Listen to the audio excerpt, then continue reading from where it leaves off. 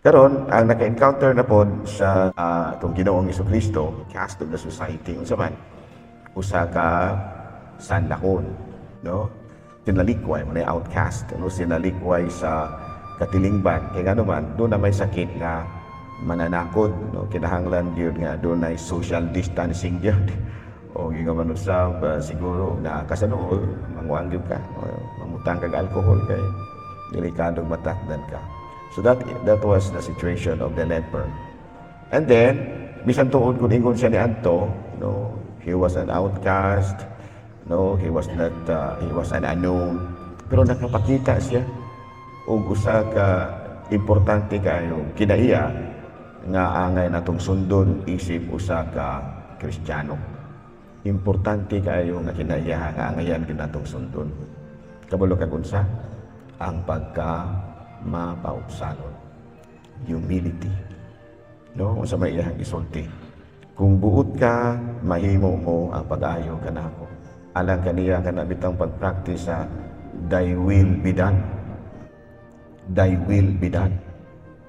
no? Ang pagpaubos at tubangan sa Dios.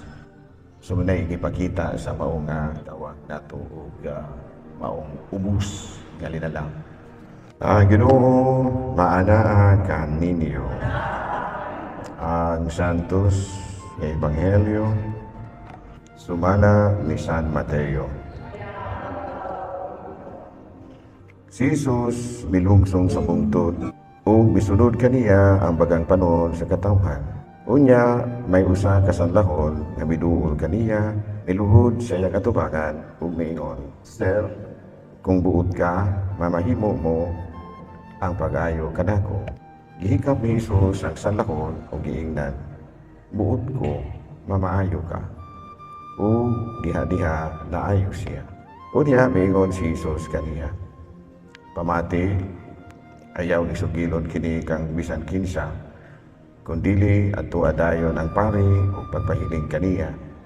O niya paghalad sumala sa gisugo ni Moises, aron ang tanan mahibalo nga naayo ka na. Mga igsoon ko diha ni Kristo ang Ebanghelyo sa Ginoo. Dayon ikaw o Kristo manglingkod. So ano na kita sa ato sa ikakatapusang adlaw karon, no? Today is the last day of June. Tomorrow will be the first day of July. So pasalamaton kitagdag ko nga maayo ang dagat sa bulan sa Hunyo, walay mga kakulian nga atong na sugatan. Sa ato po dahil nga timbayaon o mga buntag nga ato ang mga nag-follow sa ato ang Facebook page, ako mga kanhi parokyano, ako ang mga kaila, uban nga nagkasulay usab, no? Mag-follow sa ato ang Facebook page. So, once again, good morning to all of you. Today's gospel, gisultihan na po kita sa lain na po nga encounter, no? Panaghimamat. Kagahapon, kinsa ganito na gisaulugan nato sa ilahang fiesta, St. Paul and St. Peter's. Of course, silang duha, naka-encounter sila kang Jesus. St. Peter, sa diha nga gi-recruit siya ni Kristo. Si St. Paul, sa diha nga nagmilagro, naguna siya vision nga si Jesus, no? Yan na sugatan on the way to Damascus. So nga after the encounter, no, doon ay conversion on their part, and then after that, nahimo silang mga evangelizers. Karon ang naka-encounter na pod sa kining itong Ginoong Jesucristo, laing unknown outcast of the society, unsa man usa ka sanlakon, no? Kuan siya kanang dili siya kana bang sinalikway mo na outcast, no? Sinalikway sa katilingban kay ngano man do na may sakit nga mananakod, no? Kinahanglan gyud nga do na social distancing gyud o gingaman usab siguro na kasanuol manguang gyud ka, mamutang kag alcohol kay delikadong matakdan ka. So that was the situation of the leper. And then bisan tuod kung ingon siya ni Anto, no, he was an outcast, no, he was an unknown, pero nakapakita siya og usa ka importante kayo kinaiya nga angay natong sundon isip usa ka Kristiyano. Importante kayo nga kinaiyaha nga ngayon kinatong sundon. Kabalo kag unsa ang pagka mapausanon. Humility. No, unsa may iyang isulti. Kung buot ka, mahimo mo ang pag-ayo kanako. So, ang alang kaniya kana bitang pag-practice sa thy will be done. Thy will be done. No, ang pagpaubos sa tubangan sa Dios. So, muna'y ipakita sa maong kining gitawag nato og maong ubos nga linalang. Kung buot ka, wala siya ni demand. Wala siya maingon nga ayaw hagi ko ha, nahanglan nga ayaw hagi ko nimo ha kay active ako kay simbahan. Pero ba kaya uban mga magpapro. Doon ako inailhan nga kana laing relihiyon na. Ibalikin ko siya sa laing relihiyon kay doon na siya gipangayo sa mahal nga birhen nga wala ko nung gihatag. Wala nga kay dugay na ko nung niyang pinangayo, wala man ko nung gihatag. Balikin siya laing relihiyon.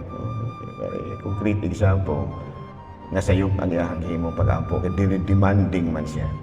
Pero ang kining leper, kining sanlahon o sa may gisulti, niingon rin siya nga kung buot ka, makahimo ka pag-ayo ka na. And of course, because of this attitude shown by the leper, na nagpaubos siya, Jesus Christ nagpaubos po. Nagpaubos, gibalusan ni Jesus ang pagpaubos sa dihang iyang gihikap.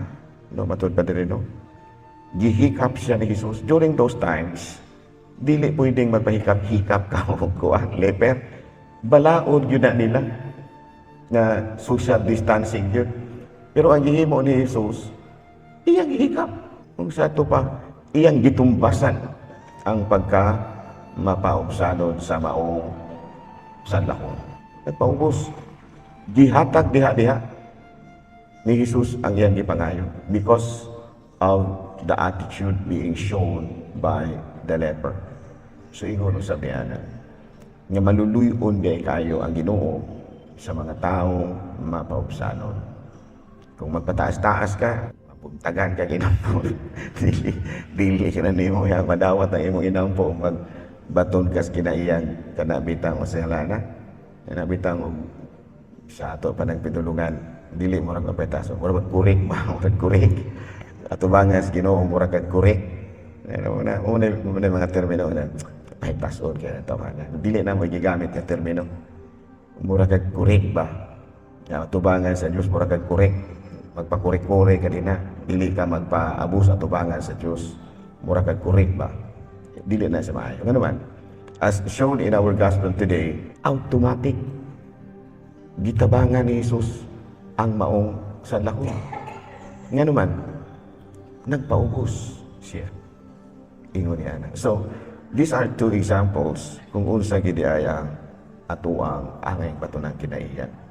And after that, no, mura og nakita nato nga mura bang nisupak si Jesus sa giingon sa balaod na dili mo hikap ka, dili ka magpaduol. Nga naman, ginadili man gid to. Pero in the third part sa gospel, niingon diri nga ayaw kini isugilon kang bisan kinsa. Adtua dayon ang pari o pagpahiling kaniya unya paghalan sumala sa gisugo ni Moises aron ang tanan mahibalo nga naayo kana. So may pasabot niya na padayon sa imong mga pag-ampo. So ingon siya nga ayaw isugilon adtua ang pari o pagpahiling. Kato pa adto og simbahan, no? Sulod og simbahan. Pagkikita sa pare dito o sa ato pa na nga karon nga panahon pagkikita dito pangumpisal dito kay daghan-daghan di kay sala pangumpisal dito naayo na ka sige pagbag-os imong kinabuhi pagpahiling sa pare so sa to pa pangumpisal dito pangayong panamang no ayaw papurik-kurik ka din ang mura magkabagsikin sa ba tubangan sa Dios ba paubos antong simbahan pangumpisal dito simba na kada adlaw, usba ng imong kinaiya. Kinaayo magkakas imong sakit. Ihatag ka nimo sa Dios ang imong mga gipangayo. Nala, ato dito. Pisal dito, pahiling sa pare. Ganyan. That is the kind of attitude nga nahitabo tungod sa kinaiyang mapaubsanon sa maong sandahon. Klaro ba? Today is a very beautiful gospel. Murag dili beautiful, pero beautiful di ay no? Ito kaya gipakita sa leper ni Kristo mismo. Nagpaubos si Kristo, dili man unta, yun ang hikapon niya, nanakot man ito, nagpaubos. And then ang last instruction may pinaganin doon. Adtong simbahan, pahiling og pare, mabuti pa sa monta, ato balik dito, ato pa og sa ato pa na nga time, ala dito, upisan, aron ka maayo. Magpadbahili ng imuhang makaayuhan kayo. Dili na po, may puruhan, balikan kasi mo sakit. Ay na, ayan, nabitaw ko, hindi na ako mabalik. Tapos kang sa lahuna ka. No? Tapos kang masakituna ka, kakuman ka na ayaw. Nagkakaya na. So, maka-frustrate ba? Ma-frustrated ka sa kipakita sa uban. Dili man, kanang uban, dili man sakit. Kining kawan-un. Di ba kawan-un ba? Maayo kayong hilak-hilak pa kay pobre kuno sila kaayo mao kini mao kana tuod man gitabangan sa Ginoo pero kabalo ko sa nahitabo man nga nangaasinso sus ang mga sinultihan Ginoo ko pero tinang mapahitas una no dili naman nulod og simbahan kay mo sa may nahitabo busy na kuno kay silang negosyo di nagyud ko makasimbagan ni Padre ano man makasabot ra yung Ginoo ini pagkadigaan mo kay nako nag yung trabaho na nauni mo limot manuong kagasagikan ng imo nalimot manuong kagasagikan ng imo pagkaasinsoron no nalimot manuong kagasagikan ng kaayuhan ng imo nadawat sama sa giingon ni Kristo padtos pare pagpahiling dito balik sulod og simbahan di kay magpaingon-ingon kay saan mo din saan naman chinichika na dagway ni mo sa agar sa kanila yaw kinahanglan di ka malimot kung kinsay naghatag kanimo sa kaayuhan. Klaro ba? Si Kristo mismo may nisultian na. After nga kining nakamangkama nga sanlahon nga nangayog panabang, tabangan niya. Pero iyang gitagaan o instruction. So may instruction. Ito dito sa pare, pahiling dito, pisan, simba nagbalik. So na siya. So sa atong pagpadayon ni Santos na misa, malandong tagmaayo ha. Pangayoon na to sa Ginoo. Labi nag-follow sa Facebook. Nabasig sa Facebook na mo nag-follow, ano mo nanimba. Wala naman nanimba. Wala ko yung ilhan nga pa rin. Wala simba-simba, pero nag-follow. Na, siya na naman. Ayaw, balik kong simbahan. Sulod, Domingo, umpisal dito kay dugay-dugay na madagay kang wala makasimba. Nala, sige. Balik dito sa pare, pahiling. Umpisal. Sige, aron makumpleto na imong kaayuhan mga ato ang mga viewers sa atong Facebook page. Alam nga itong mga walay mga kasal na hala. Atong mas pare, pakasal na mo dito. Itong mga walay simba na hala. Itong mga walay kumpisal, dugay na kumpisal na. Aron makumpleto ang inyong kaayuhan. Inawat pa. Panindong pa rin.